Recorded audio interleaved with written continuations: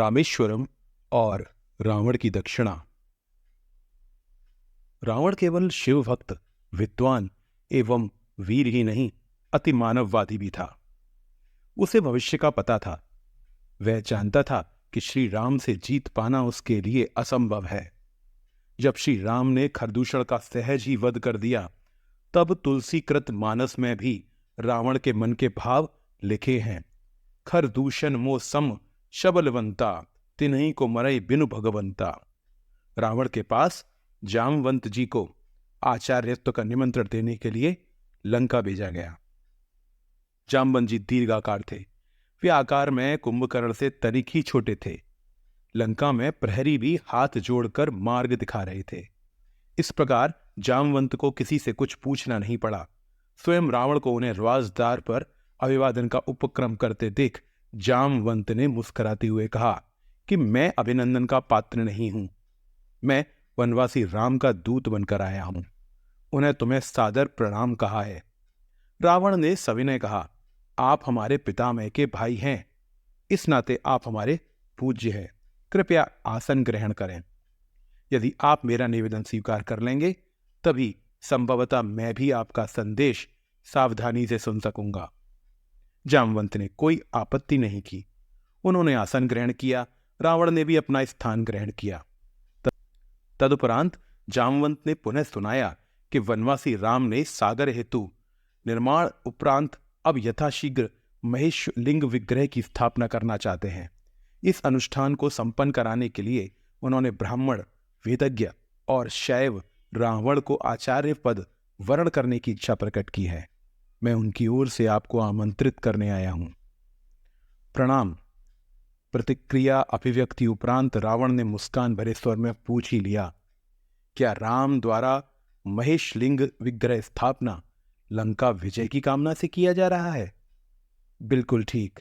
श्री राम की महेश्वर के चरणों में पूर्ण भक्ति है।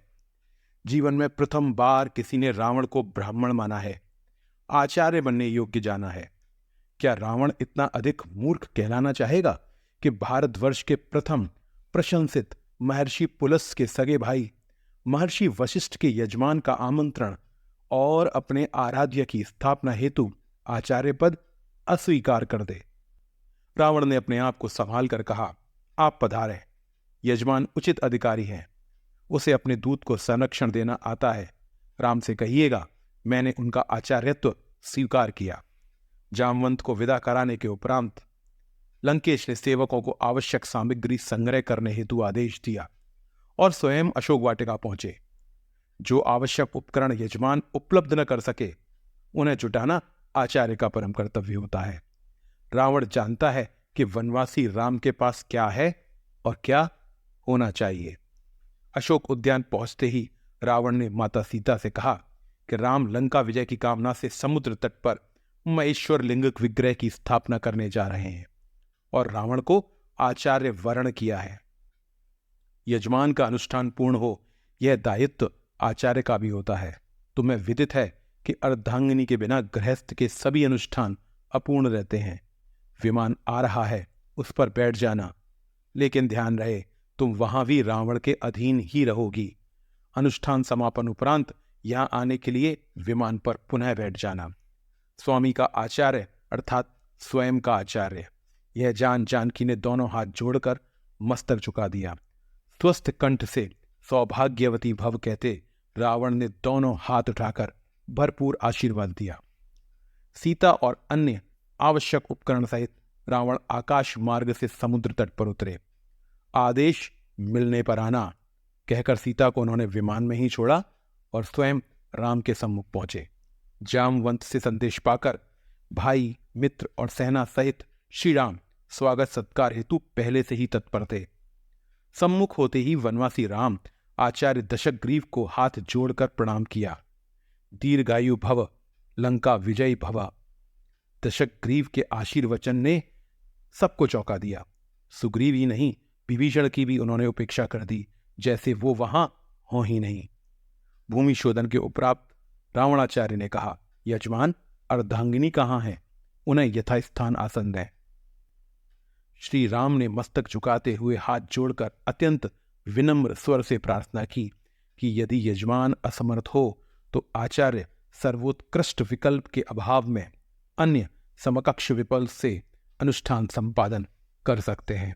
अवश्य अवश्य, किंतु अन्य विकल्प के अभाव में ऐसा संभव है, प्रमुख विकल्प के अभाव में नहीं। यदि तुम अविवाहित, विदुर अथवा परित्यक्त होते तो संभव था। इन सब के अतिरिक्त तुम सन्यासी भी नहीं हो और पत्नीहीन वानप्रस्थ का भी तुमने व्रत नहीं लिया है।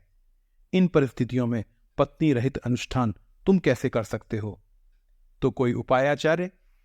आचार्य आवश्यक साधन, उपकरण, अनुष्ठान उपरांत वापस ले जाते हैं। स्वीकार हो तो किसी को भेज दो। सागर सन्निकट पुष्पक विमान में यजमान पत्नी विराजमान है। श्री राम ने हाथ जोड़कर मस्तक झुकाते हुए मौन भाव से इस सर्वश्रेष्ठ युक्ति को स्वीकार किया। श्री रामादेश के परिपालन में विभीषण मंत्रियों सहित पुष्पक विमान तक गए और सीता सहित लौटे। अर्ध यजमान के पार्श्व में बैठो। अर्ध यजमान आचार्य के इस आदेश का वैदेही ने पालन किया। गणपति पूजन, कलश स्थापना और नवग्रह पूजन उपरांत आचार्य ने पूछा, लिंग विग्रह? यजमान ने निवेदन किया कि उसे लेने गत रात्रि के प्रथम प्रहर से ही पवन पुत्र कैलाश गए हुए हैं, अभी तक लौटे नहीं हैं, आते ही होंगे। आचार्य ने आदेश दिया, विलंब नहीं किया जा सकता, उत्तम मुहूर्त उपस्थित है, इसलिए अविलंब यजमान पत्नी बालू का लिंग विग्रह स्वयं बना लें। जनक नंदिनी ने स्वयं के कर कमलों से समुद्र तट की आर्द्र रेणुकाओं से आचार्य के निर्देशानुसार यथेष्ट लिंग विग्रह निर्मित किया। यजमान द्वारा रेणुकाओं का आधार पीठ बनाया गया। श्री सीताराम ने वही महेश्वर लिंग विग्रह स्थापित किया। आचार्य ने परिपूर्ण विधि विधान के साथ अनुष्ठान संपन्न कराया। अब आती है बारी आचार्य की दक्षिणा की। श्री राम ने पूछा, आपकी दक्षिणा? पुनः एक बार सभी को चौंकाया आचार्य के शब्दों ने।